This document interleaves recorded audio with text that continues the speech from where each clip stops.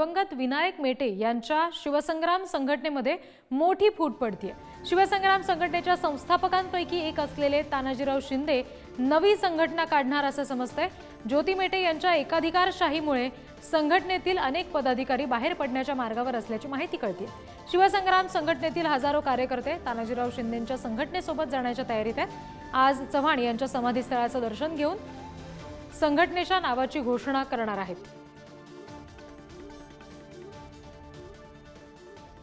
प्रतिनिधी अनिकेत गायकवाड सध्या आपल्याशी जोडले गेलेत, त्यांच्याकडून अपडेट्स घेऊया। अनिकेत, या सगळ्या संदर्भात नेमकं शिंदेंचं म्हणणं काय आहे आणि नवीन पाऊल नेमकं काय उचललं जाऊ शकतं त्यांच्याकडून? नक्कीच आपण जर पाहायला गेलं तर राज्यामध्ये आता येणारी विधानसभा निवडणूक आहे आणि या निवडणुकीपूर्वीच राज्यामध्ये शिवसंग्राममध्ये फूट पडण्याची चिन्ह जे आहेत ती तानाजीराव शिंदे जे प्रदेशाध्यक्ष म्हणून शिवसंग्राम पक्षाचं काम पाहतात ते आता शिवसंग्राम मधून बाहेर पडण्याच्या तयारीत आहेत। आज ते कराडमधील यशवंतराव चव्हाण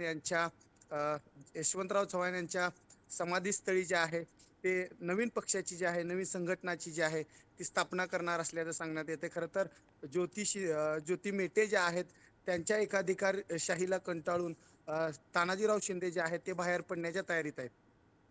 निश्चित अनिकेत, धन्यवाद दिलेल्या माहितीसाठी।